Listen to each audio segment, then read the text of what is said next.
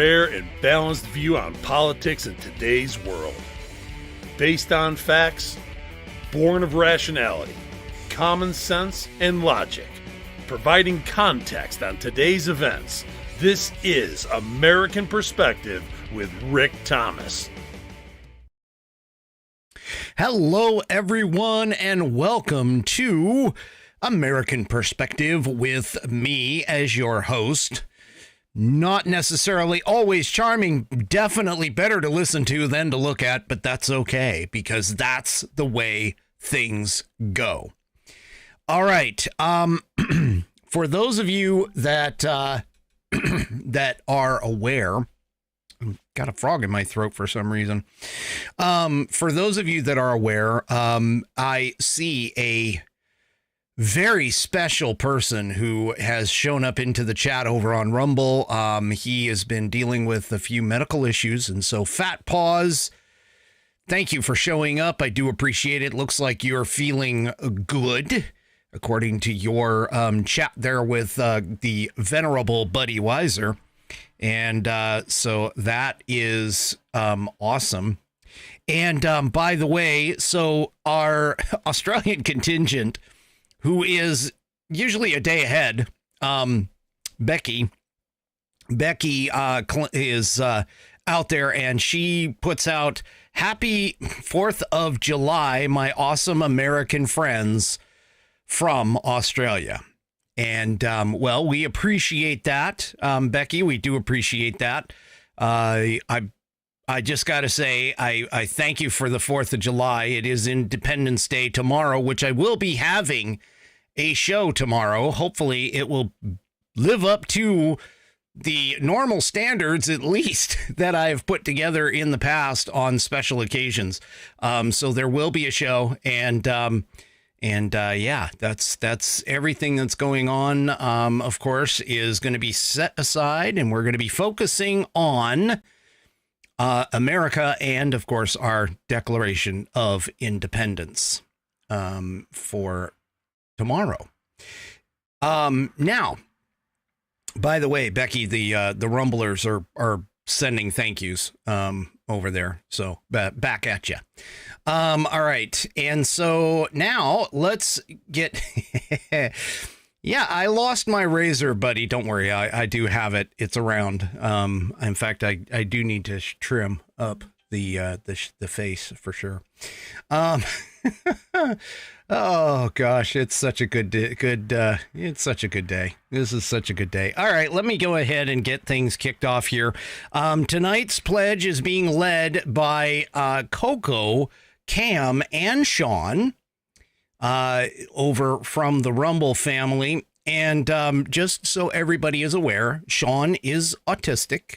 Just for those of you who are brand new, Sean is autistic. He is normally nonverbal, but he does get verbal when it comes to the Pledge of Allegiance. And so you'll hear him in the beginning, and then he will he'll make a few sounds after that because he gets just so excited. He just, you know, and I don't blame him either. I mean, that's the Pledge of Allegiance is pretty freaking awesome, if you ask me. But then again, I'm a little biased. So let's go ahead and listen and be led by Coco, Cam, and Sean in the Pledge of Allegiance. Please stand, remove your hats, put your hand over your hearts, and follow along with Coco, Cam, and Sean in our Pledge of Allegiance. I pledge allegiance to the flag of the United States of America and to the republic for which it stands, one nation, under God, indivisible, with liberty and justice for all. And I thank you, Coco, Cam, and Sean, for leading us in that Pledge of Allegiance. Do me a favor, if you would like to have your Pledge of Allegiance featured on the show here on the American Perspective Show, please record yourself doing your version. We've had a couple different versions, but doing your version of the Pledge of Allegiance and send it to me at fans, F-A-N-S, fans, F-A-N-S, at American Perspective .online. That's fans, F-A-N-S, at American Perspective .online, and you can ship that off to me. Yeah, that's the same address for like all stuff like Pet of the Week and also question of the week as well, which I have a fantastic one that Coco, ironically, submitted for us for Saturday, which will be fantastic. And tonight we feature one of our fan favorites, Amy, over on Rumble. She trains dogs in agility, rat finding, dock jumping. Maybe she even, has them sniff out dementia patients, as far as I know, in which case they would be like triggered by Joe Biden. But anyway, she submitted a video for tonight, and we will get a story we will get a chance to see one of her fabulous pooches in action for tonight. But first, let me go ahead and let you know tonight is Whiskey Wednesday. It's like Taco Tuesday, but for badasses. That's right. It is for badasses, and tonight's whiskey for tonight. Bonnie is going to love me, so is Fat Paws. This is Four Roses Single Barrel right here on the screen. You can check it out.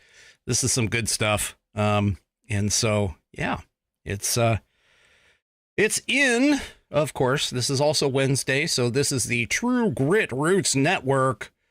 Rocks, glass, old-fashioned glass, tumbler, whatever you want to call it. I mean, maybe it's not the tumbler. The tumbler, I think, is a tall one. But anyway, in the glass here. And of course, it is the red, white, and blue version of True Grit Roots Network's logo. Finally got it to come into focus here. So that's cool. And it's right here in the glass with the requisite whiskey stones in the bottom. Mm-hmm. Yeah. Oh, Bonnie's mentioning my nails because they are a little long. I do need to cut them back. I do need a pedicure there for sure. Or not a pedicure, a manicure. Pedicure's the feet, Bonnie. Jeez. All right. She corrected herself. Anyway. All right. So in the spirit of TGRN, of course, let's go ahead and talk about them. TGRN.net. That's True Grit Roots Network. They are a 100% 365, 24/7 blues station right now, but we've got something new coming. It is on the path. I've got an announcement coming in the next couple of days or maybe the next week. I'm not exactly sure. It needs to kick out. But anyway, I want to tell you about a couple programs that we do have that run Monday through Friday, Central Times zones, of course, because it is out of Austin, Texas. But the first one is the Morning Blues Cafe, which is a soothing blend of blues to start your morning, and that is weekdays from 6 to 8 a.m. Central Time. And then the other weekday programming that comes in all the time is the Blue Plate Special. That is our lunchtime program from 12 to 1 p.m. Central Time.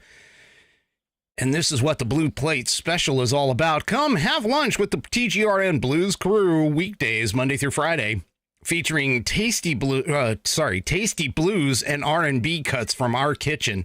It's a great way to enjoy lunch together. Join hosts Vinnie Marini, Jonathan Richards, Jeff Hayes, Holly Harris, and Memphis Mark for the Blue Plate Special exclusively on TGRN Blues. So Mondays you get Vinnie Marini, and of course he has his music on the couch later on that night. Tuesday you get Jonathan Richards, and he has his Mighty Mouth Blues with Amber Burr Hill. And then we have Wednesday nights with Jeff Hayes. He has his Wednesday night juke joint, as well as, of course, the Blue Plate Special. Thursday is Holly Harris. Holly has King Street Blues. And we round off the week with Memphis Mark on Fridays with his From Delta to Beale show as well. So you guys have got to go and check that out. You can listen to them, of course, 12 to 1 p.m. Central Time weekdays for a tasting of their flavor and their cook, what they're cooking in the Blues kitchen, potentially for the night ahead. Only on the Blue Plate Special. That is part of TGRN Blues, which is part of the True Grit Roots network of digital radio stations. TGRN.net, you can go and download our app, or you can find us in the Live 365 catalog of digital radio stations, as well as in iHeart and Odyssey, AUDACY. You can find us in all 3 locations, and you can check us out. TGRN, True Grit Roots Network, out of Austin, Texas. All right. We are good enough there. Okay. So tomorrow, of course, is Independence Day. And what would Independence Day be if we didn't get a warning from our freaking government? Oh boy. I mean, they do this every holiday. It's not like I really want you to understand that, this is not a joke in any way, shape, or form. But keep in mind, special days such as Independence Day tend to attract the attention of certain individuals who might do harm to us. And so right on cue, I guess you could say, the DHS and the FBI issue warnings about large Independence Day events as attractive targets for bad actors. ABC News, of course, reported that this was a bulletin that warns the public about lone offenders and small groups with a potential larger agenda. Well, no shit. You let in like hundreds of them through the porous border that we've got. Freaking morons. Anyway, so just be aware of your surroundings and be very cautious for tomorrow and large events. Hopefully we do not have an explosion that is not intended, of course. Now, I don't know about the rest of y'all, but I've already had a couple people in my neighborhood have been setting off some fireworks and things like that. They've been shooting things off already. Of course, I live in a fairly rural area, even though next year we're supposed to be legally, we're supposed to be cutting out the mortars. But anyway, we'll see what happens. But anyway, all right. News on the Joe Biden front. Of course, everybody's talking about his disastrous and fateful fight with Donald Trump on the debate stage, which honestly, it really wasn't much of a fight. I mean, he sort of like started off in the first 10 minutes strong, and then right around minute 12, he just sort of faded and it just crashed and burned completely after that. But to put to rest some of the rumors that have been running around talking about him being replaced, Politico, which was ironically, if you recall, I read you an article that was out of Politico before that was talking about replacing him. So it's not like these guys have any love loss toward Biden. They just blow with the wind, I guess.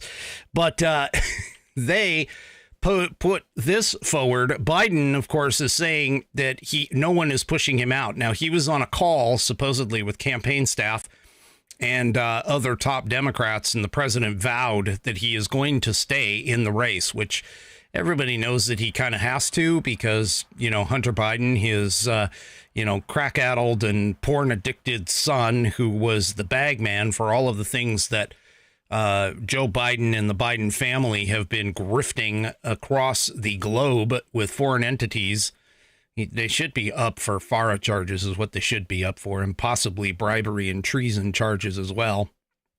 Well, bribery for sure. Treason is still kind of questionable.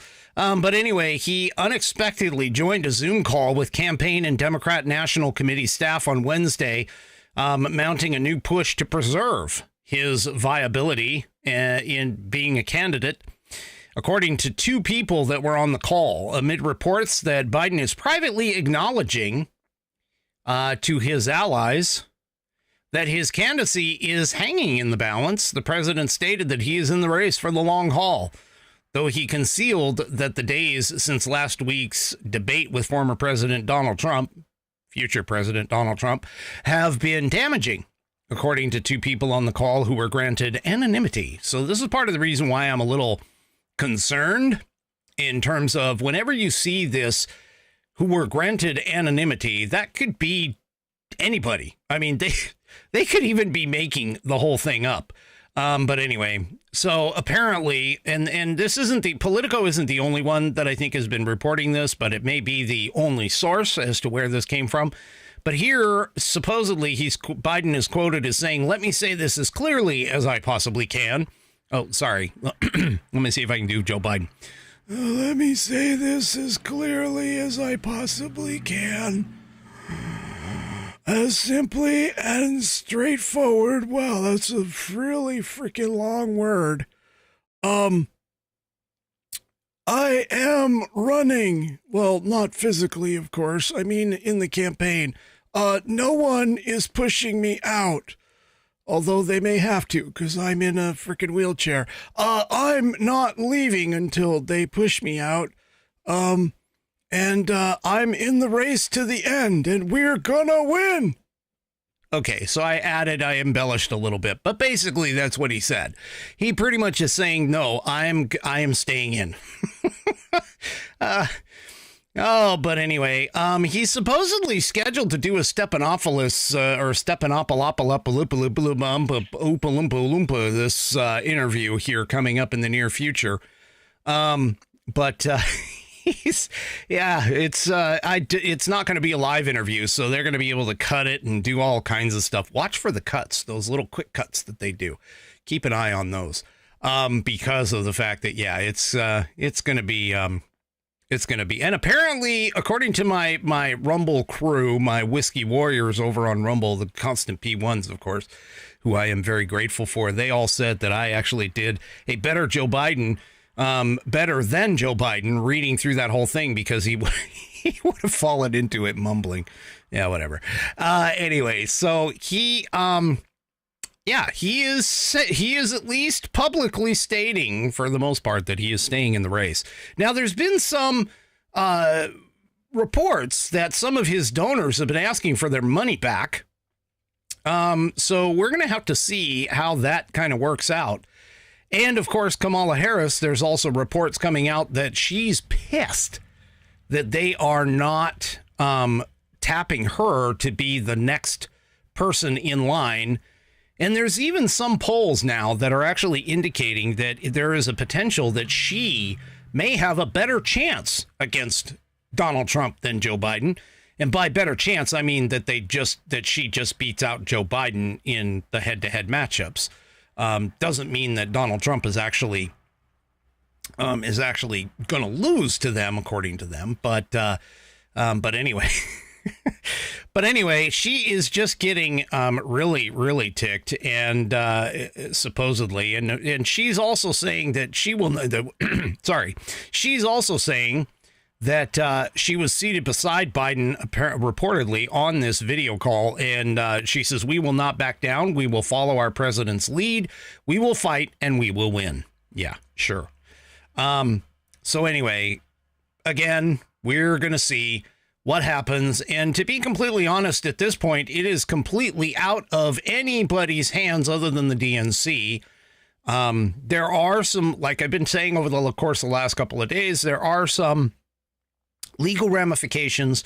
And, if they're going to do it, they're going to have to do it like today or potentially tomorrow, because I've been hearing, and I haven't physically checked this out to make absolutely certain, but I've been hearing that come July 4th, which is Independence Day, there are several states that have their ballots locked in. So if they're going to do something, they better do it in the next 12 hours or whatever it happens to be. So I'm honestly, I don't know. The longer that he stays in the race, the longer that he claims that he's staying in the race, the longer that the DNC doesn't do anything, Yeah, they are. Yeah, they are just, I think they're stuck. I think they're stuck with Joe, unless Joe were to step down, which it doesn't sound like that's what he's doing. Now, the funny thing about this is if he were to step down as a candidate, would he continue on as president is the next question. But I don't know. And thank you, Bam Sister Susan has my sentiments. Whoops. Bam Sister Susan has my sentiments.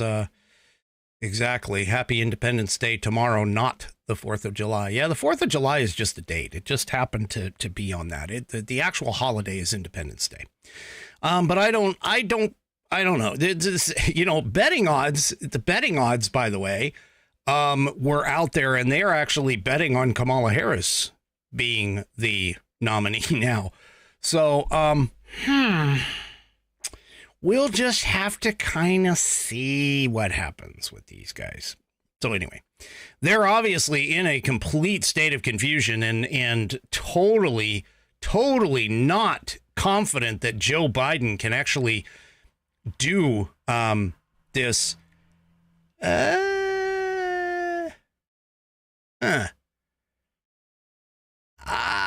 Buddy brings up a point. I'm going to have to really check this out. And not that I'm questioning you, Buddy, but Buddy mentions that she is not a natural born citizen. I don't think anybody's really called that out, if that's the case. Because I know for being a president, you must be a natural born citizen, according to the Constitution. I'm going to have to look into that, because I'm going to have to look into that. So anyway. All right. So moving on to the next thing, apparently they are seriously afraid of Joe because they've gotten who Joe seems to think is the incredibly smartest man he knows to sit in with him on meetings. Now, how this guy actually got a freaking clearance, I guess he got the clearance the same way that the left thinks that Ivanka Trump and Jared got it. But here is the thing out of Breitbart. Convicted felon Hunter Biden sits in on West Wing meetings with the president. So, yeah. This is going to be a bit of a interesting conundrum because now apparently they have Hunter Biden is sitting in. So I'm just wondering how the numbers are like going on in his head. About, all of this stuff.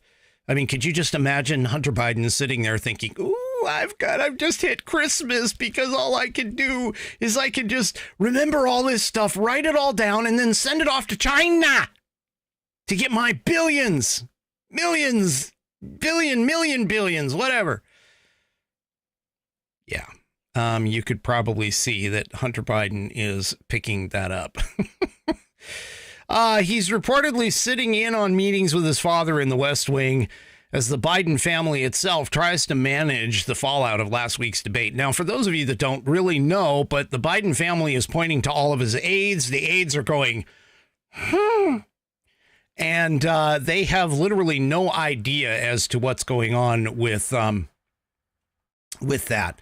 So, yeah, this is going to be interesting. He's, according to the New York Post, Hunter Biden has been joining in West Wing meetings with his father since President Biden returned to the White House on Monday, as the oldest ever sitting president resists calls from fellow Democrats to step aside. I think that Hunter might be like trying to keep from getting hit with subpoenas, potentially, and trying to avoid his legal troubles. The longer that he can stay in the White House, the better. I mean, that's what he was doing right before his personal lawsuit with the baby mama that they refused to admit exists. But anyway, that being said, he is apparently sitting there and, yeah. So I'm just guessing that he's probably, taking notes and thinking, how much of this can I, garner into, money from like Ukraine, China, Russia, Bulgaria, whatever other countries that I could get a hold of. So, yeah. So anyway, this just gets worse and worse. I mean, just think about this. If Joe Biden was 25th, we'd have to sit with Kamala Harris for at least 6 months or 5 months, whatever's left. Yeah. So, well, it's not just the Biden family that's concerned about Joe Biden and his current situation. Apparently, the Foreign Affairs Committee in Congress is starting to question, why they should be starting to question it now. They probably would have been questioning, but at least they're publicly questioning it now. Is this. So in the Daily Signal, America at great risk. They're just now figuring this out. That America is at great risk with Biden at the helm. The Foreign Affairs Committee members warn Biden's lack of mental fitness puts the U.S. in danger. How about the open frickin' border? I swear. We probably have somehow managed to conglomerate the dumbest Congress in the history of the world, or, well, the history of America anyway. Geez. Anyway, Republican members of the House and Senate Foreign Affairs Committees have expressed alarm over President Joe Biden's apparent declining mental health amid a growing terror threat in both the United States and abroad. The House Foreign Affairs Committee Chairman, Michael McCaul, who's a Republican out of Texas, told the Daily Signal in last week's debate the president sent a dangerous message of incompetence that will further embolden our adversaries. The world is already on fire, and his debate performance only made it worse. Well, no, actually, what made it worse was the fact that you guys kept saying that, well, not you guys as in the Republicans, but you allowed the Democrats to keep saying, oh, no, he's fine. Anyway, the first presidential debate, Republican Nathaniel Moran, anyway, I don't know how he pronounces it. He's also a Republican from Texas, told the Daily Signal, the first presidential debate evidenced what I've been saying for months, that President Biden is no longer mentally fit for office. This puts America at great risk. So now the Daily Signal did seek comments from both Republican and Democrat members of the House and Senate Foreign Affairs Committees concerning the president's health, but only Republicans responded. Well, that's because of the fact that the Democrats are still trying to figure out what the hell happened, because most of them are in complete denial over this whole thing. Yeah, I just don't seem to understand. What I really don't understand is how the Democrats couldn't actually see the same things that we see.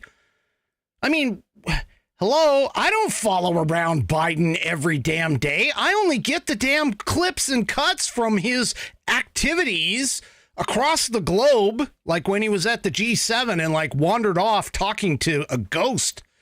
Or the fact that he has trouble getting off the stage, or he's wondering what the hell he's supposed to do and asking his Secret Service staff or whatever as to which direction he's supposed to go, when the man freaking lives at the White House in that particular instance. But hey, whatever. You can deny, cover up and deny. That's all the Democrats have been doing over this jackass who's in the office. All right. Well, I want to, let me go ahead and do this. I want to talk to you for a short second about these absolute fantastic shirts that I wear.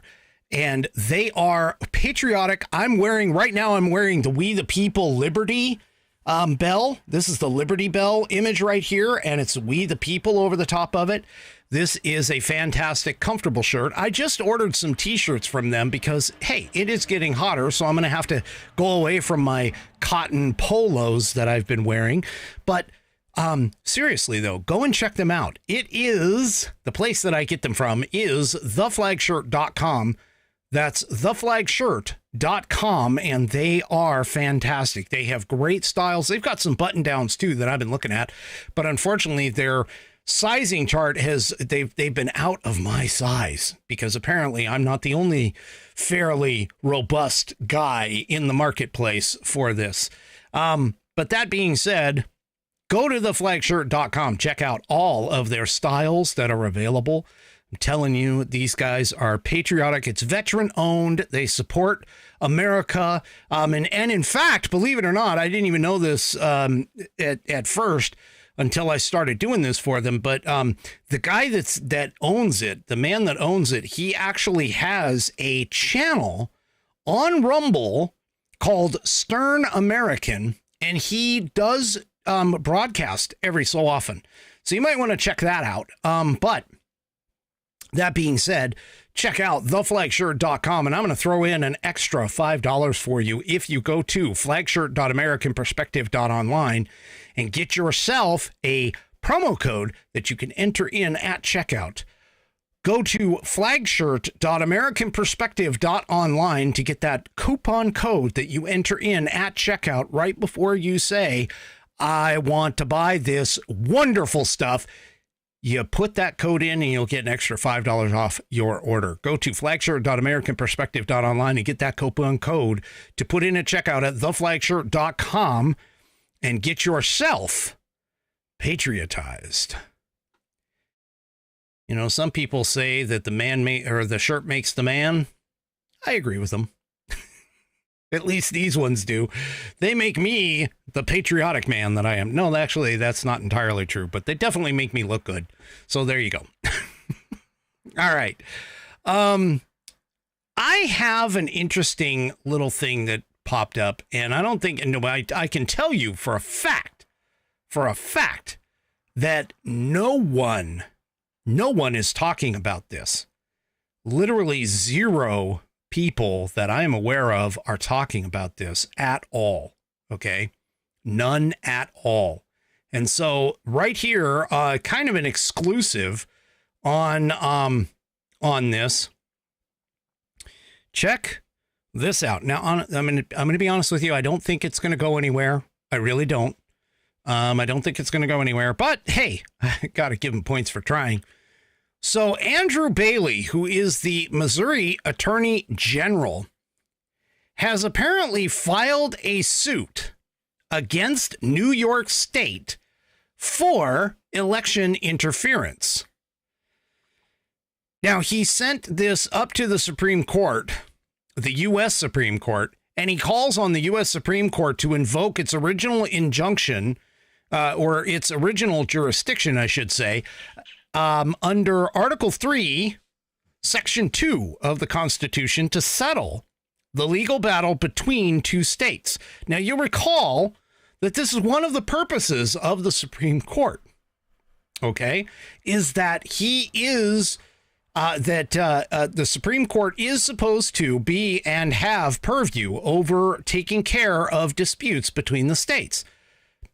This is what he is doing. So he has filed suit claiming that New York has violated Missourians' First Amendment right to hear from presidential candidate, meaning Donald Trump, in 2024's presidential election.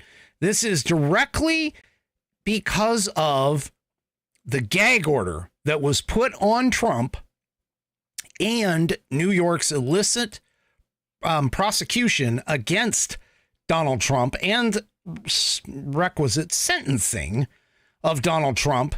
And he is claiming that it has undermined his ability, meaning Donald Trump's ability, to campaign for president.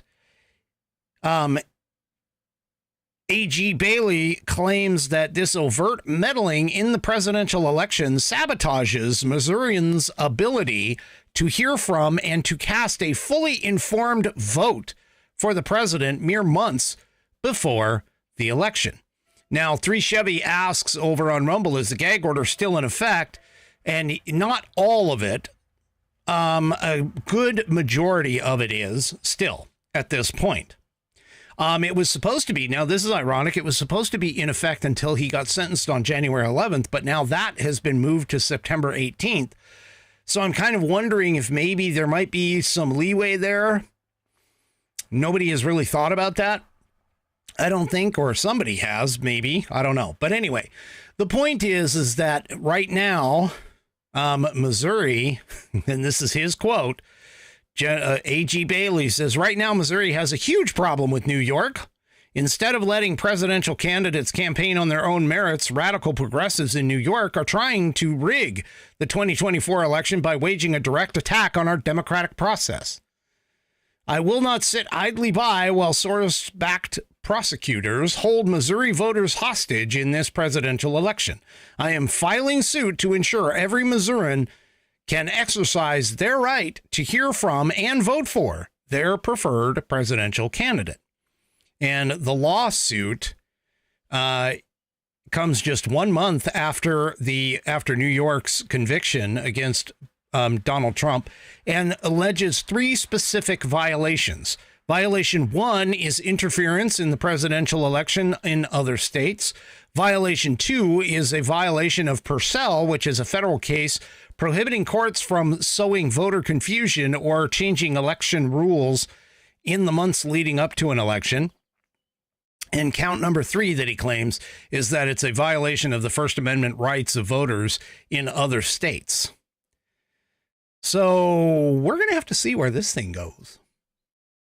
My guess, honestly, is that it's probably not going to get taken up by the Supreme Court. It'll probably go the same way that the Texas versus Pennsylvania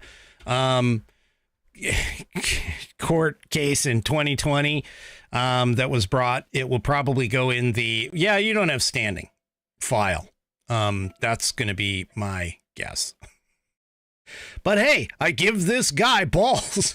I'll give him balls for doing it. Just like that guy in New Mexico that was like, sending off, things after 2020 to try and get in, that he was claiming the entire American populace was denied a hearing or something like that. And they just sort of laughed him out. So I'm guessing that this is probably going to fall in the same case. I highly doubt that SCOTUS is going to try and bring this up right before the election. Knowing Chief Justice Roberts, the way that his ass freaking does things in the Supreme Court. Yeah. I honestly do not see that being taken into place. Chief Justice Roberts. So he will probably tell him to kick it back. But hey, like I said, the guy's got balls. Well, speaking of court cases, Republicans have appealed a Wisconsin leftist judge's order changing absentee ballot rules. So, hey, remember what I said a couple of days ago, or a couple episodes ago? I was talking about the court cases, that we still have work to do. We have a lot of work to do before 2024's election in November. This is one of those cases. And what it boils down to is the Republican Party has brought several cases in several swing states to attempt to bring the absentee ballot rules, the mail-in ballot rules, back under some semblance of order. Realistically, a lot of people, the majority of people, think that you should be voting. Well, at least the majority of people in normal states think that you should be voting with voter ID. But anyway, they're at least trying. They're at least trying to do this. So no matter what happens in your state, here in Washington, it is 100% mail-in voting. It always has been for several years. And so we have to make sure that mail-in voting happens. Now, I do drop it off at my county collection center all the time. I don't trust it to the mail system.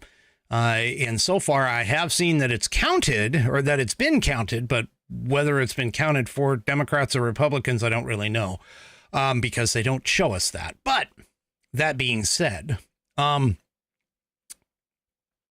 being said, Republicans have appealed a judge's order. Now, the judge's order originally permits voters with certain disabilities to electronically obtain an absentee ballot. So, in other words, they don't have to show up with it. And Bonnie actually questions me on something here. So you do not have to show an ID, Rick. No, I do not. Washington, in fact, I registered to vote when I got here in 1994, signed my card, my registration card, and I have never been questioned ever since, even after I moved up here. So, yeah, and we do not have to go to Three Chevy's point where he's saying always vote in person. We don't have any in-person voting locations at all. So, yeah, it was something that went through the voting. Voted by mail went through shortly after our Christine Gregoire versus Dino Rossi governor's race debacle. And that, I think, was I still say up and down, even though I have no proof. I'm just going to tell you that I don't have any proof of this.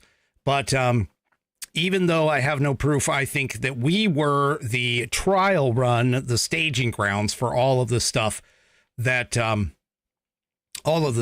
been going on recently. I think we were the trial basis for it.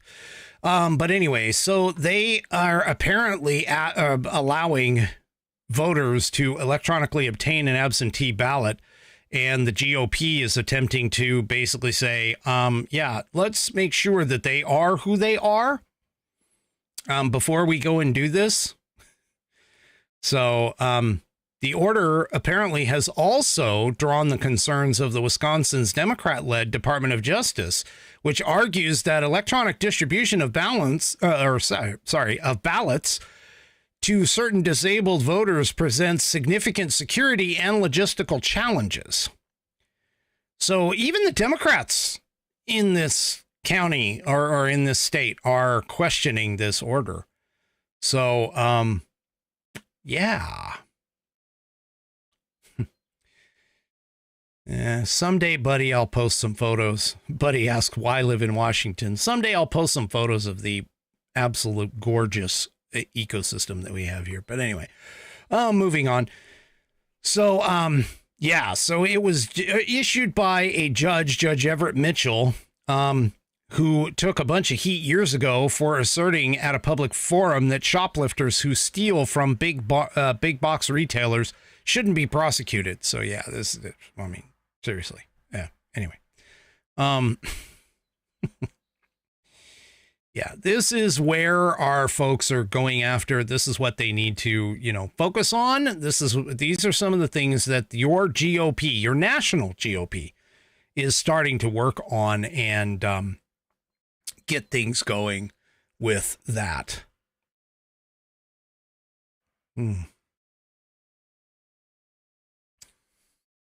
All right. So let me see here. Oh, all right. So somebody once asked me, we're going to shift gears a little bit here, but somebody once asked me, they were like, why do you vote for Donald Trump? I mean, really, seriously, why would you vote for Donald Trump? He seems unhinged. He seems out there. He seems like he has lost his ever-loving mind. Well, keep in mind, I do live inside the commie state of Washington, commie-run state of Washington, I should say. So this particular individual asked me the question. I just basically flat out told him, I said, look, there's one thing that America, unfortunately, because we have positioned ourselves as the de facto world police, there is one thing that we need to make absolutely certain, and that is that our president exudes a level of power. That our president looks like he or she, I mean, we'll be honest, it could be a woman someday, exudes the type of power and confidence and level of,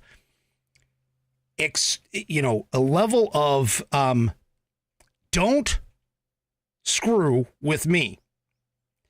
Dan Bongino puts out a good explanation. He tells a story of this one kid that was in the neighborhood. He wasn't the biggest kid. He wasn't the strongest kid. He was even, in fact, described as being one of the scrawniest kids in the neighborhood.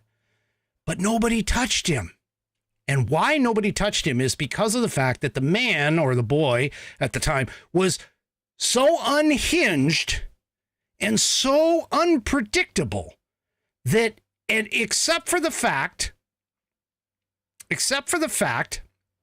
that you knew that if you were going to mess with him, that he was going to go after you like a freaking honey badger and never, ever quit, no matter what happened. That's the kind of president, or that's the kind of individual that, people, anyone steers clear of. Okay? That's the kind of person that you need, especially going up against these tyrannical dictators across the globe. Ronald Reagan, and I've told this story several times, Ronald Reagan had this little guy. He was, and by little, I mean he was in a small country, or a fairly small country in comparison to the United States. And he would go on to his state media and he would talk all kinds of smack and all kinds of crap about the U.S. And he would talk about how he was going to get into a fight with the U.S. and he was going to, kill U.S. soldiers. And he was going to do all kinds of things to America. That young man, back then anyway, his name was Muammar Gaddafi. And one slip of the tongue on Gaddafi's part, too much, and he kicked in. Ronald Reagan finally said, you know what? I've had enough with this guy's mouth. And he bombed 3 of his palaces. And then he sent a message to Gaddafi and said, yeah, guess what? We knew you weren't home. We know where you are. We know where your movements are and everything else. Shut up. Now, I can't claim to know that specifically, quoting, quote unquote, that was exactly what he said, but that was the message. Honestly, was essentially, hey, we bombed 3 of your palaces. We knew you weren't home, and that pretty much is it. Okay. So that being the case, he shut up and we never heard from him again. That's the kind of thing that you have to do to a lot of these bullies that are around the world. This is exactly the kind of person that we need in the White House to handle people like the Taliban, people like Hamas, people like Hezbollah, people like the North Koreans, people even like China and Russia. Because what you have to do is, if you can't exude strength, you can at least exude that I'm a crazy asshole and you have no idea what I'm going to do. All right. But I digress. So there was a story that came out. There was a story that came out from Texas Representative Wesley Hunt. Here's where I got it. I got it out of Red State. But he tells a story of Trump dealing with the Taliban. And I'm going to play the video. I want you to understand and listen to what he is saying and realize that I cannot see under any circumstances Joe Biden saying anything like this to any of our adversaries, is the best way to put it. Take a listen to this. I'm gonna give you my favorite President Trump story. This is my #1 favorite of all time. When we were negotiating with the Taliban, while President Trump was still the president, President Trump wanted to get out of Afghanistan, but he wanted a conditions-based withdrawal, meaning that you do what we tell you to do, and then we will start pulling troops back slowly, as long as you abide by our rules. It's President Trump and Mike Pompeo, and they are talking to Taliban leadership in the room, and they had one translator in the room. President Trump looked at the Taliban leader and said this: I want to leave Afghanistan, but it's going to be a conditions-based withdrawal. And translator translated. And he said, if you harm a hair on a single American, I'm going to kill you.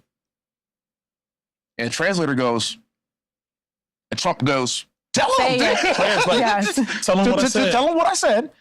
Reached in his pocket, pulled out a satellite photo of the leader of the Taliban's home and handed it to him. Shut up. Got up and walked out the room. That, folks, that is the kind of leader that you need. You remember the quote, and I can't remember, I think it was General George Patton who said it, walk softly and carry a big stick. Well, guess what? That is exactly what Donald Trump just did, and what I would imagine Ronald Reagan did too. That is the kind of leader that you need to have the confidence to be able to put these little ones in their place, but also have the restraint to not overload that. But he essentially told the Taliban, look, just don't mess with us. Don't kill any of our people. We'll be good. You'll be good. And we'll pull ourselves out. Oh, and Fat Paws corrected me. That was Teddy Roosevelt. Thank you for that correction. Of course, I have the smartest audience, I think, of any podcaster in the world. And you guys are just so great. You check me out and you fact check me and everything else. And so you got to keep me on the straight and narrow, which means that my job is even harder because I've got such a smart audience. But anyway, and Becky points it out too. And Becky says peace through strength, which is the idea, the whole idea. That was Reagan's concept, was peace through strength. And that was why he basically did the arms race against Russia and won the Cold War, against the Soviet Union, because they're Russia now, but there's Soviet Union before. So yeah. Anyway, okay. So that is basically Trump in a nutshell. I mean, Trump needs to be that kind of strength. That's the kind of strength that we need in the White House all the time. That's the kind of strength that we need if we're going to be playing the world police, which not that I really think that we necessarily should, but we're sort of stuck in that situation thanks to things like the UN and NATO and everything.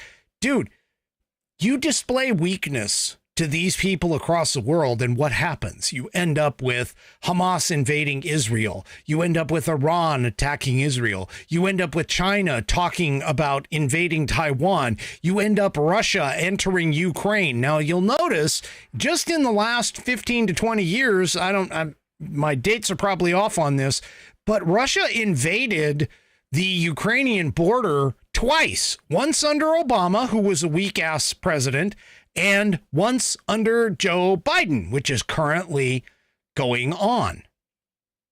And so now what you're dealing with is the possibility, again, whoever gets into the frickin' Oval Office, whoever is in there, you have the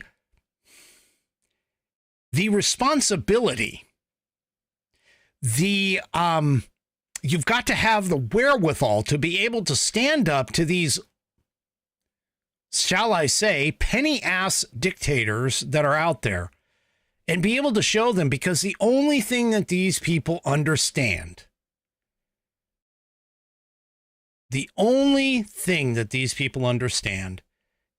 is, unfortunately, violence. They live in a very violent world. And that's all they know. That's all they care about. And so we have to be able to, we as Americans, even though we don't necessarily stomach that stuff very often, which is part of the reason why we got out of Vietnam, because of the fact that our freaking, you can Monday morning quarterback that entire conflict But the point being is that these people don't seem to understand. We in the Western world, we have things like codes, honor, standards, integrity, or at least we did before we had Joe Biden in the frickin' White House. But still, the point being is that we tend to think that we operate on a higher plane than a lot of these people do. But occasionally, folks, we have no other choice. We have to step down into their level and say, yeah, dude, you screw with us, you're gone. We're done. We also seem to have a habit of sticking our noses in where it doesn't really belong. And that usually gets us in trouble, but hey, whatever. All right. So, yeah, it looks like my Rumbler folks are getting antsy. First of all, I got to say thank you to My News. It doesn't show up on my wonderful little thing here, but thank you for My News for going ahead and becoming a monthly supporter. That is just amazing. You don't have to do that, but I do appreciate it, believe me. And then, of course, Music Man, which he always does this. But anyway, he's telling me I got to do a 1 hour shot. There's his, because his shows up in my little thing, but there's his 1 hour shot. All right, here we go. Ooh, I'm going to have to refill this now. It's a good thing tomorrow's a holiday. Anyway, all right. So thank you for that. Thank you both for that. I do appreciate that. You guys are fantastic. I have the best audience in the business, I'm telling you. I know Sean Parnell says that all the time. So does Dan Bongino, but nope. Me, right here, baby. Whiskey Warrior P1s all the way. All the freaking way. All right. So let me continue. Not that this really necessarily is a surprise to anybody, to be honest with you on this. But the reality of it is that, well, I mean, again, I don't think it's any surprise to anyone, but it does make for an interesting little conundrum when it comes to things like having to deal with hackers that are coming out of a foreign entity. Most of the time, we do see things coming out of like China and coming down from Russia, all of those just state actors everywhere. But this is not really surprising, but certainly could be troubling for a few people, I guess. So this from defense1.com. China is turning to private firms for offensive cyber operations. So it's no longer, well, I mean, let's be honest, okay? The Chinese Communist Party owns pretty much every private equity firm or private firm in China for the most part. So this isn't really, I mean, this isn't like that far of a step, to be honest with you. With this is that they are turning to private firms for offensive cyber operations. Now, this was apparently leaked documents. So in February, 577 documents that were actually stolen from the Chinese hacking firm of ISDON were dumped onto GitHub. For those of you that don't know, GitHub is like a local place where a lot of people collaborate on, most often it's things like programs and applications and things of that nature. But GitHub can also be used, and it was bought by Microsoft not too long ago, but it can also be used as a central online repository for all kinds of projects. And what you can do with GitHub, if you're in the tech field like I am, what you can do with GitHub is you can check out these projects. You can check out copies of it, do your own modifications. And if your modifications add like some sort of feature or some functionality to it, you can put it back to the original repository, and they can then incorporate your changes into the product, whatever the product is. It's mostly used for open source and freeware software. But Anyway, the point being is that somebody grabbed it. It's GitHub is more than just that. That's just how I know it. That's how I'm aware of it in terms of the software aspect. But apparently the Microsoft-owned hub quickly removed the files, but not before a bunch of analysts and media around the world were starting to tout a first-of-its-kind look. The leak was hardly the first revelation that private companies have been handling this kind of offensive cyber operations that were once the exclusive purview of government agencies. In 2015, just as a comparison, a 400 gigabyte data dump exposed such efforts by the Italian hacking team by the Italian hacking team. In 2021, a worldwide news consortium documented the efforts by Israel's NSO group and others to help authoritarian regimes and private clients target tech firms and democracies around the world. Now, that one has to deal with the Pegasus software in particular, because that was developed by Israeli's NSO group, which is a private organization, by the way. It's not actually a government-run organization. And then last year, the Carnegie Endowment compiled a list of 193 publicly reported incidences of privatized offensive cyber attacks executed by 40 firms, including Chinese companies. So I guess it's iSoon, not ISDON, but it's iSoon, ISOON. That dump revealed activities of unexpected scope. Working on behalf of China's public securities bureaus and state security departments, the company had spied on targets all over Europe, Asia, and North America. Okay. The leak was narrow, but it was deep, said John Hultquist, a chief analyst at a cybersecurity firm called Mandiant.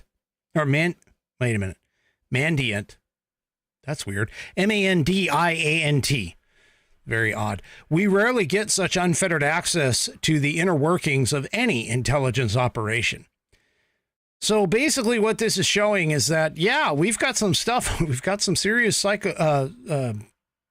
cyber warfare going on in the world with regards to this. But again, like I said, this isn't any surprise necessarily to anybody that's worked in the field. But yeah. Yeah. So anyway. So there we go. Just thought I'd want to bring that to you. Now, one other thing in terms of the international stage.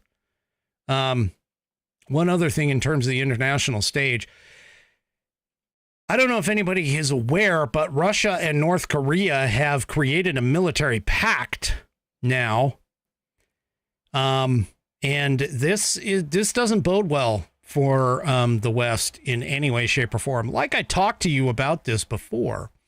And I mentioned it before that there was a possibility and suggestion that Russia would actually back China in particular in the taking of Taiwan. And would help China out. This is another Asian culture essentially going to be backed by our main rival, Russia.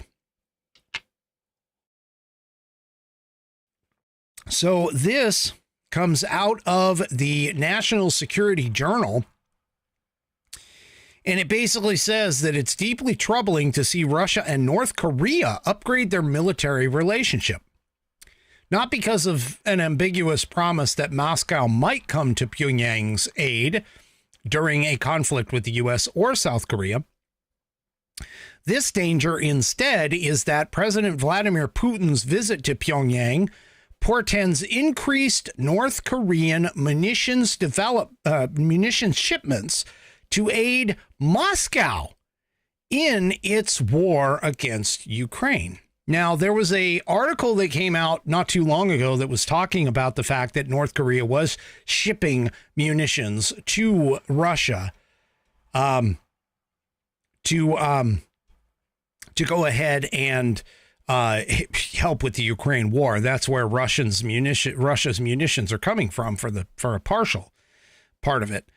But now what it is that Russia may now be willing to provide even more sophisticated military technological assistance in return. So one of the problems one of the classic examples that we've had with North Korea is the fact that they have been attempting to get nuclear ICBM capability. And they've been testing their ICBMs. They've been shooting them off toward Japan. Japan has not been happy. We've also had several instances here recently where South Korea has seen incursions from North Korea with regards to potential problems. And that, of course, destabilizes the region. But this announcement makes it even worse because typically, North Korea has had to develop a lot of its stuff on its own. Well, now you have a nuclear superpower in Russia that is promising to give them a hand, that is potentially giving them a hand in terms of advancing their technological capabilities.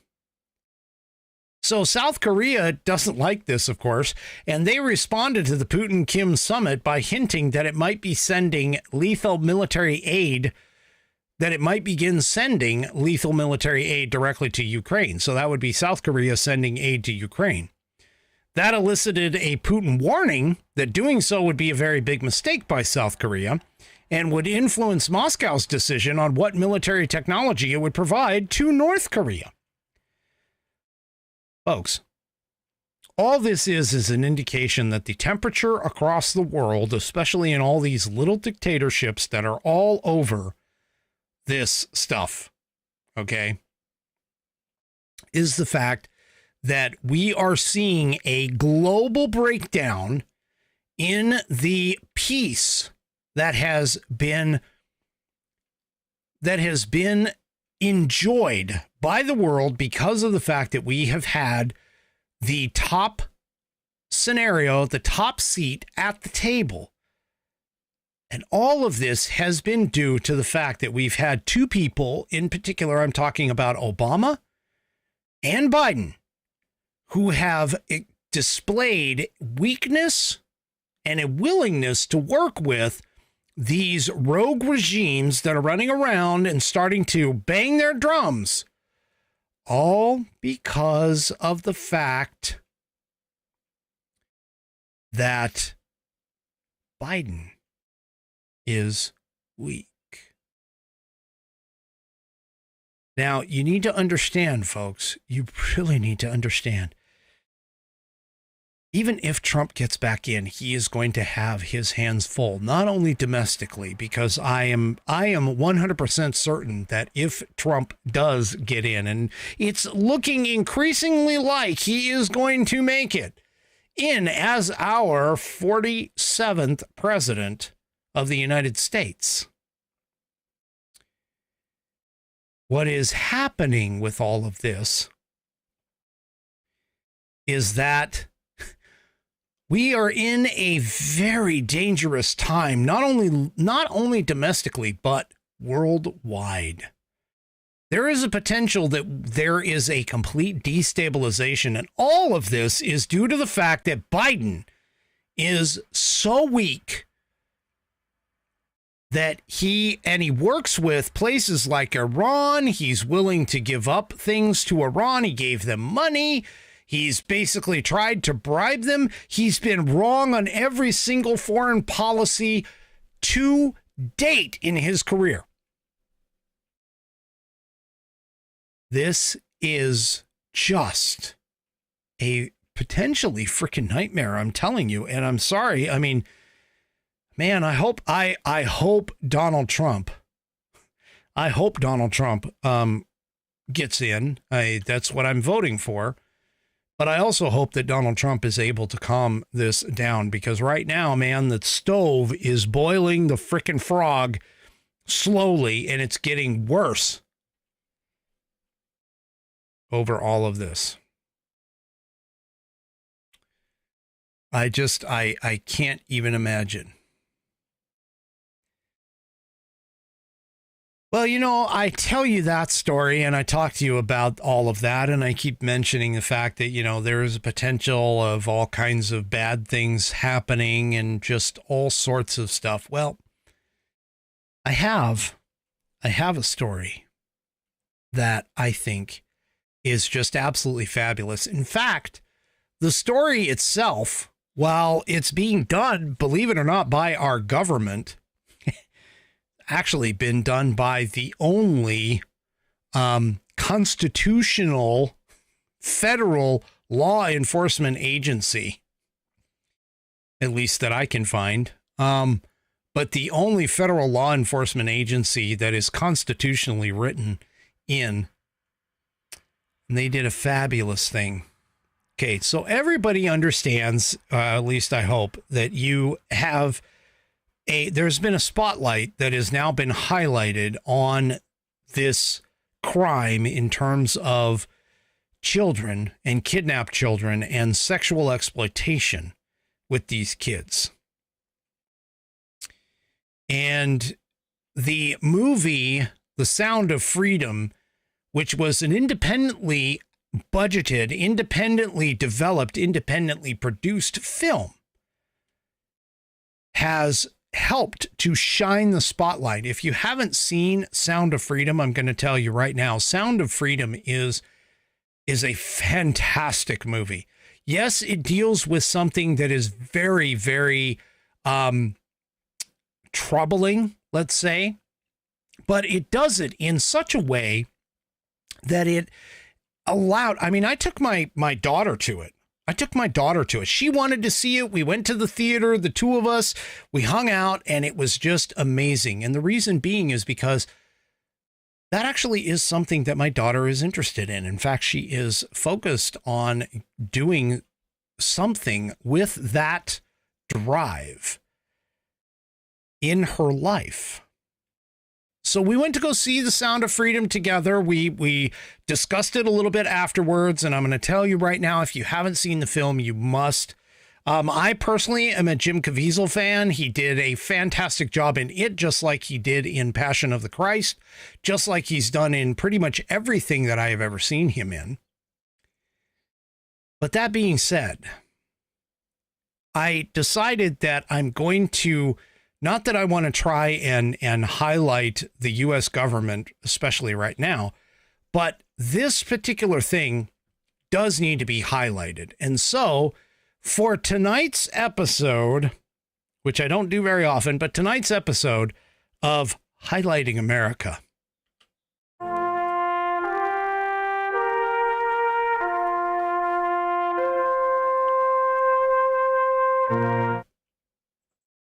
for tonight's episode of Highlighting America, I bring you this Daily Caller piece. Hundreds of missing children have been rescued in a U.S. Marshals operation. The U.S. Marshals rescued over 200 missing children and arrested 3 individuals as their 6-week operation concluded, the Department of Justice announced Monday. The U.S. Marshals Service, in collaboration with various federal, state, and local agencies across 7 federal judicial districts, completed a 6-week national effort. The operation, called We Will Find You Too, resulted in the recovery of 200 critically missing children, according to the press release. This operation spanned from May 20th to June 24th, targeting areas with high numbers of missing children reports. The operation saw 123 children rescued from dangerous circumstances, and additional 77 were found in safe conditions, as verified by law enforcement and child welfare agencies. Among those recovered, 173 were endangered runaways, 25 were categorized as otherwise missing, and 1 was a victim of family abduction. 1 was involved in a non-family abduction, according to the release. A child as young as 5 months was among those rescued, and 14 children were found outside of their city of disappearance. Now, I'm just going to point this out to you, folks. I actually did an episode. I have a relation who works in human trafficking. And what you really need to do is you need to go and you should probably go back and watch it. It was a couple of years ago. And this gentleman, he has been working in law enforcement all of his life. His name is Jim Fuda, and he works for, if I can recall this correctly, Crime Stoppers Global, Crime Stoppers Global Solutions. And what he has done is he's concentrated in Eastern Europe just because of the fact that Eastern Europe is a hotbed, apparently, for this type of activity. But if you really want to listen to the interview, it spanned the entire episode. But if you really want to listen to the interview, I highly recommend that you go back and check it out. And it highlights what a lot of people don't seem to understand about this epidemic, because this is actually a worldwide epidemic, folks. And it's also completely under the radar. And I just want to point out that Donald Trump, during his first 4-year term, made child trafficking a priority of his administration. And for those of you who sit there and think, oh yeah, you know, Donald Trump, he was the buddy of frickin' Epstein. And I'm not talking about the Whiskey Warrior P1s. I'm not talking about people who are conservatives who know the truth. I'm talking about you dumbass moron liberals, leftist. I just can't bring myself to say it. You morons who are out there who essentially don't seem to understand. Donald Trump did not hang out with Epstein after he found out what Epstein was doing. Okay? He freaking was one of the most cooperative witnesses in 2006 in Florida when Epstein was brought up on charges. Okay? He is not a pedophile. He never has been. Joe Biden, on the other hand, is, as proven by his damn daughter and the showers late at frickin' night that have been outlined on her verified diary.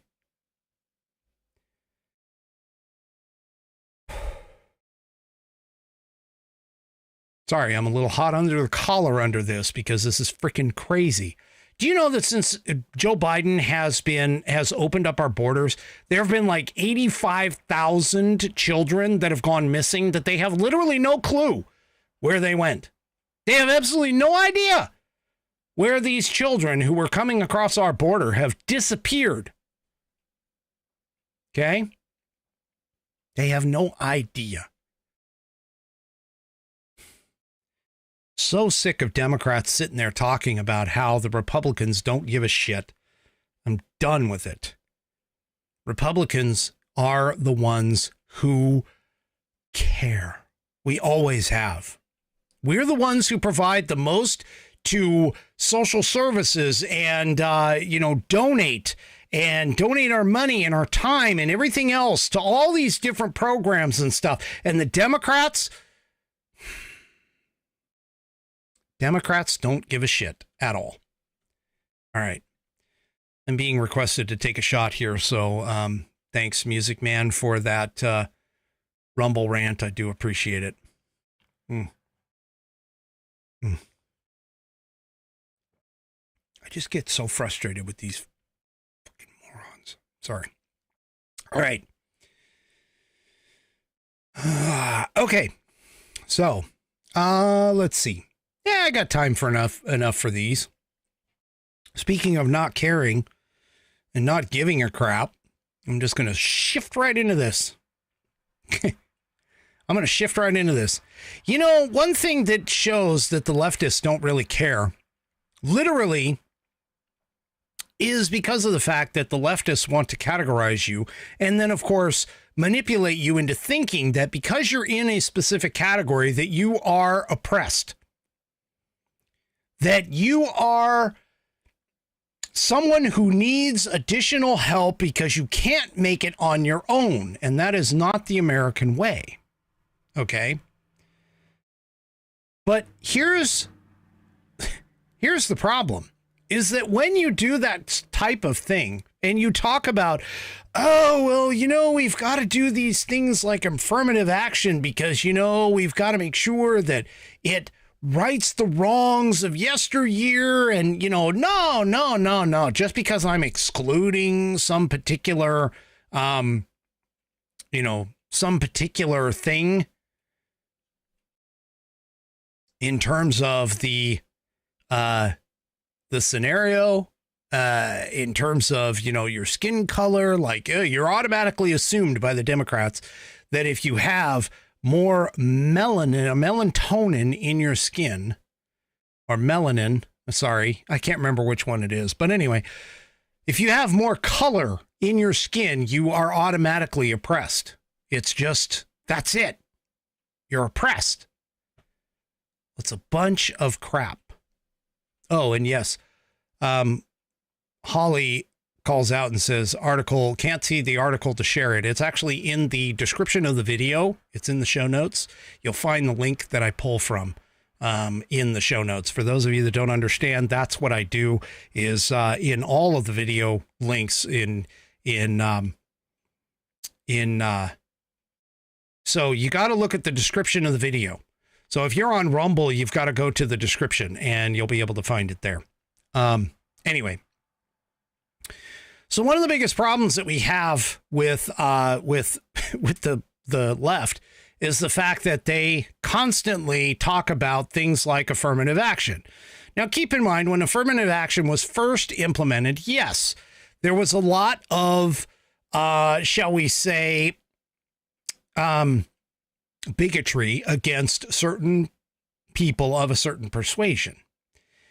And so what did they do? Well, they went ahead and they created this affirmative action, which is the design is to make sure that, so people who had been oppressed, who had actually been oppressed, got a better leg up against some of the, shall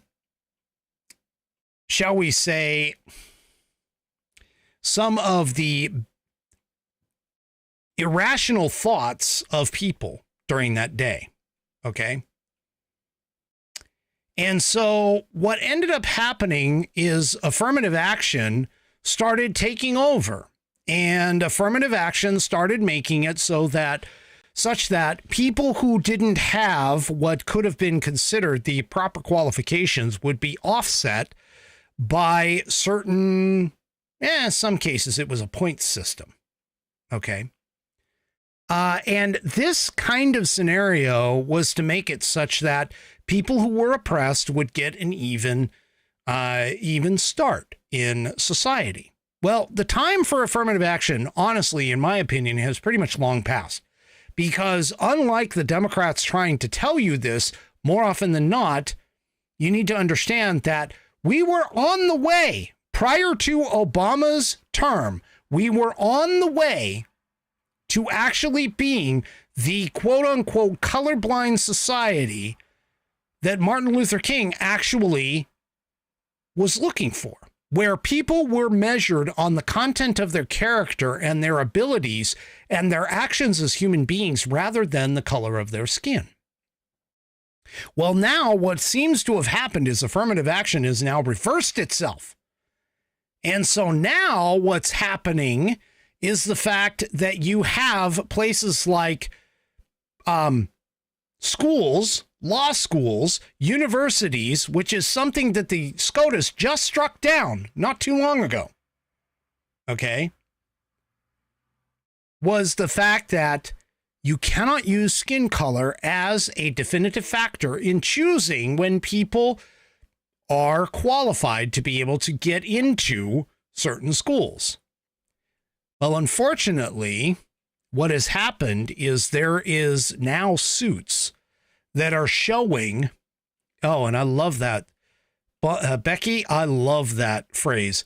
Character, not characteristics, Becky says from Facebook. That is fantastic. I like that. Character, not characteristics.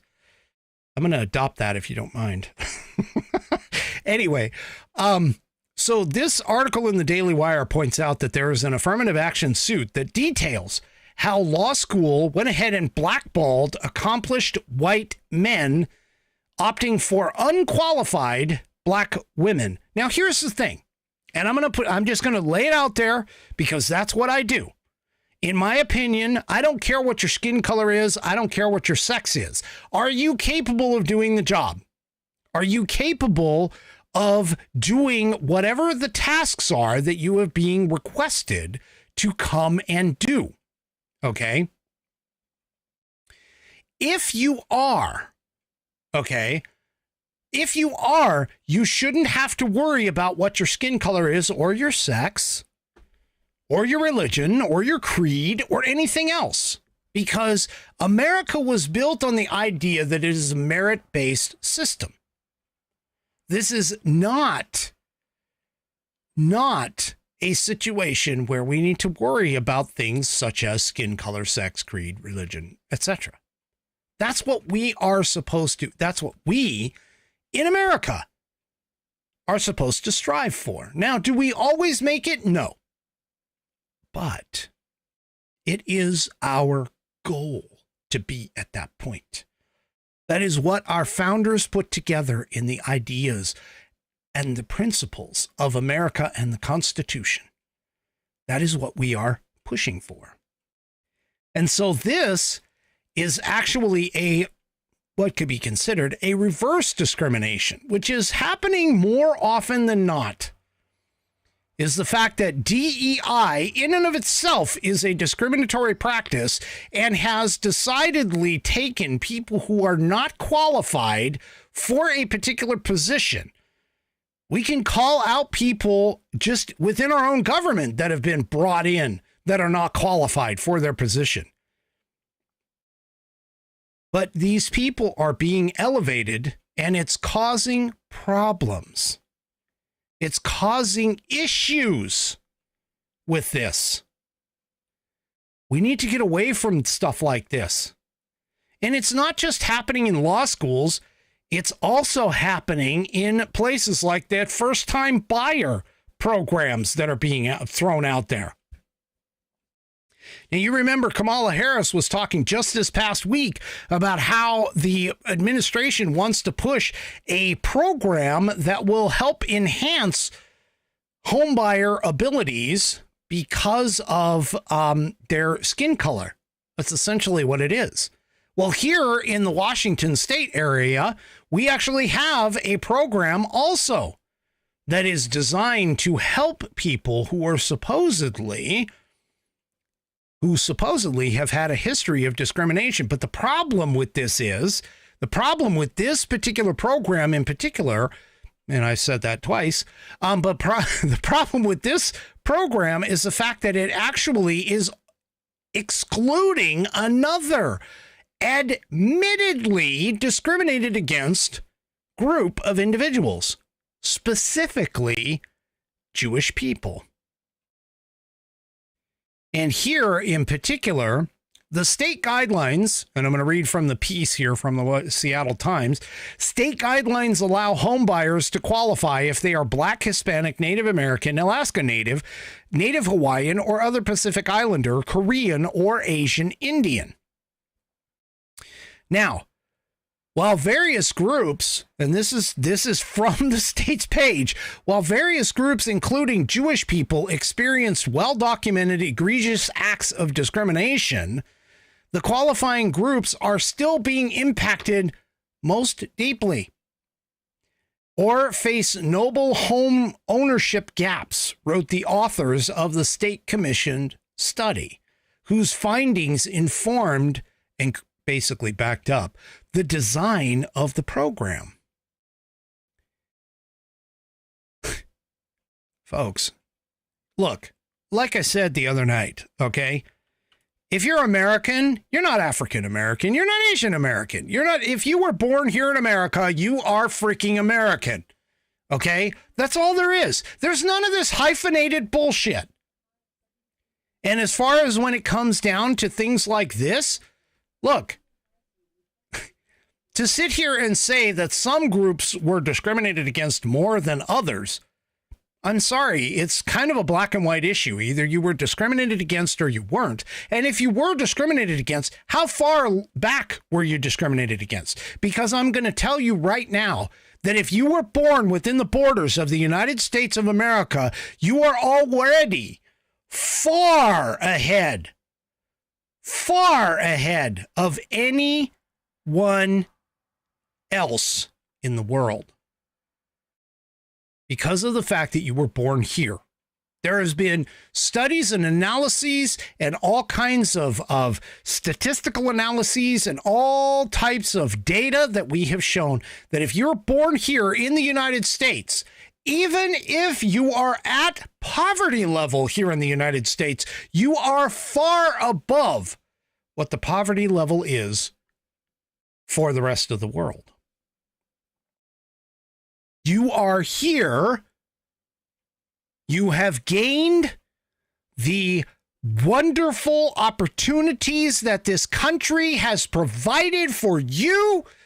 And all you have to do, realistically, is to reach out and take it. But if you don't, that is all on you. 100% all on you. You decide here in this country. There is absolutely nothing holding you back other than yourself.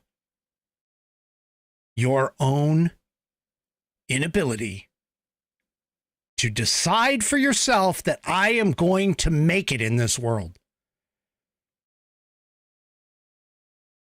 That's the kind of attitude that Americans have had for their entire lives. That's the kind of attitude that started the revolution that we are going to be celebrating tomorrow on Independence Day. That's the kind of attitude that sparked people coming across the freaking Atlantic Ocean to come here to the New World to develop and create essentially what became a new nation. It is that kind of spirit, that kind of attitude, that kind of perseverance and resilience that makes America great. And we have got to get back to that. The only thing holding you back is you. That's all there is to it. All right. Whew. Wow, powerful show. I didn't expect to be all that excited. One of these days, I'm going to have to remember to, set off my temperature gauges. But that's the side note of not having a producer, I guess. Or a separate producer, I should say. Because the producer is me right here. Anyway. All right, folks. Let me go ahead and get to tonight's Pet of the Week. And I just covered up my, there we go. Pet of the Week.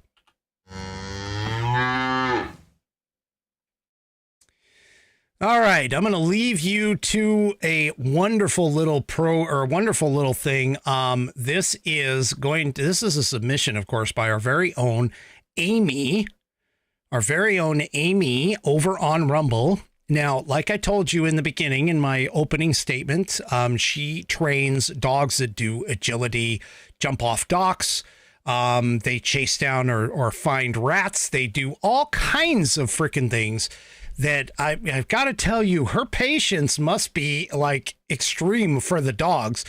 I know she doesn't have any patience for Joe Biden, but her patience for the dogs is got to be immense because she does this out of the love of her animals. I'm just going to put that way. So anyway, so here's what she wrote. She says, in 2002, Florida agility competitors formed a group that hold a yearly trial to showcase the agility trainers and clubs in the state. To date, we are still the only state to hold a competition like this. Competed in the first 3 years of the show and have come back the last 3 years to compete for one of my trainers. So Ellie, who is the dog that is with her, is in the 24-inch open class. I'm assuming that's a measurement of like, foot to... Well, on a horse, they'd call them withers, but I'm guessing to the shoulder or something like that, or the neck. But anyway, 24-inch open class, which this year had her and 3 border collies. Going into Sunday's run, we were in the lead with the high-scoring 24-inch in the trial. So they were ahead in the trial. Although clean, Saturday, which consisted of 3 runs, we had dropped a bar in our last run, and we ended up second by 0.94 points. We ended up with a first, a third, and 2 separate fourths out of 14 dogs. This video that I'm about to show you is their fast run that happened on Saturday. Fast is a game requiring distance work with the dog. There is a distance challenge requiring the dog to work away from you. This course has 3 distance challenges reflecting the 3 different levels. Ellie is a distance doggy. And so this is usually a qualifier for us in the regular trials. Depending on the height of the dog, there is a set time to complete the course. You get bonus points if you successfully complete the distance change.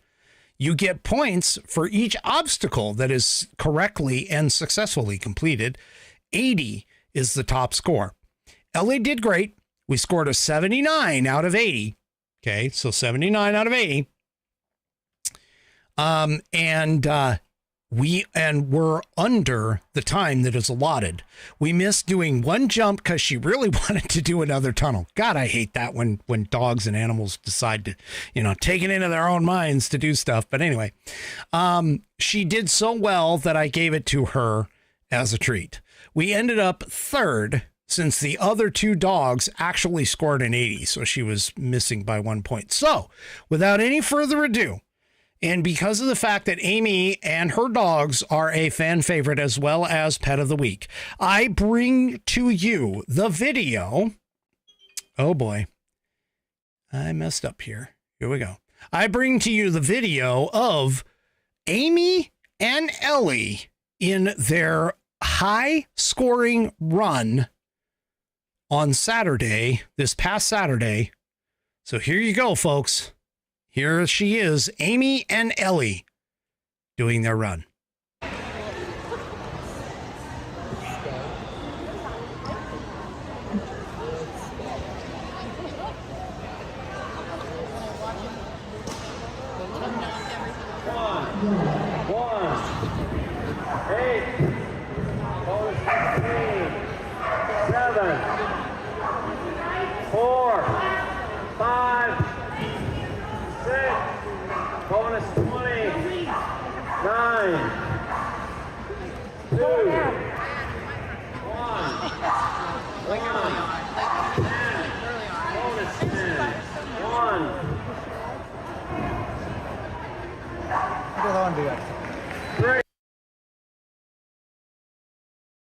All right.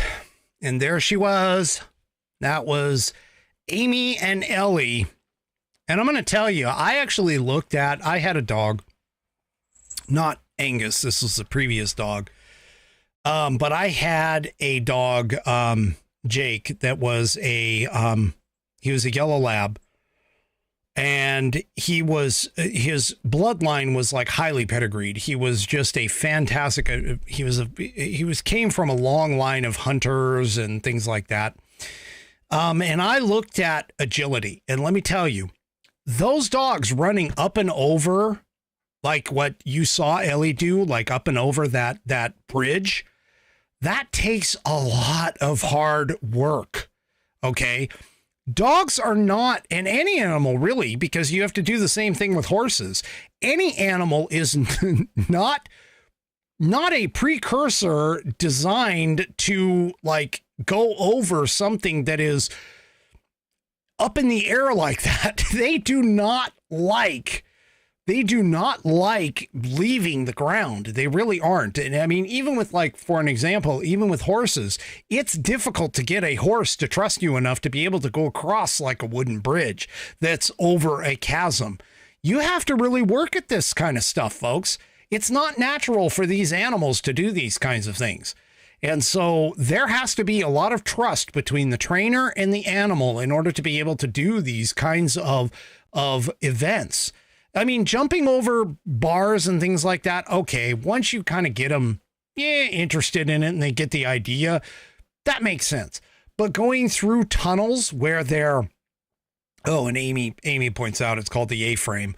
But going through tunnels where their eyes are completely covered, and having them do things like go over those A-frame bridges, dude, it's not easy. You are asking the dog to do something that does not come natural to them.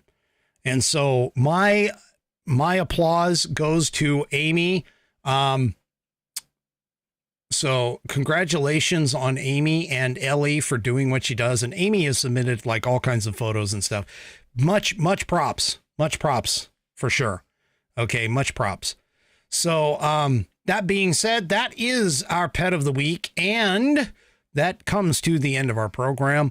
Thank you very much for joining. I will be live tomorrow. I am 100% planning on doing a Independence Day episode and special tomorrow night. Same time, same bat channel, but it might go a little long, so just kind of keep that in mind. But 5 p.m. Pacific, 8 p.m. Eastern time, right here on American Perspective. If you haven't already, head on over to rumble.com and please sign up for an account. I am 4 away from 700 subscribers, okay, or followers. So I am 4 away. So if you haven't done this already, please head on over to rumble.com. Help me out. Get yourself an account and make sure that you hit that follow button so I can gain 700. That would be fantastic. And also, if you are on Rumble already and you like what I do, you like my progress, or you like the product that I put out, please go ahead and hit that thumbs up button, because that would be fantastic for me as well, because that's what Rumble uses as a indication as to what ends up on their leaderboard and their editors' picks and so on and so forth. All right, we will see you tomorrow night. If you have festivities during the day before I come on, hope you do them safely, and we will see you tomorrow night. Happy Independence Day ahead of time. This is Independence Day Eve. Have a great rest of your evening, and we will see you tomorrow night right here on American Perspective. Good night, everybody. The previous broadcast was produced and is owned by Active Eye Media LLC. All rights reserved.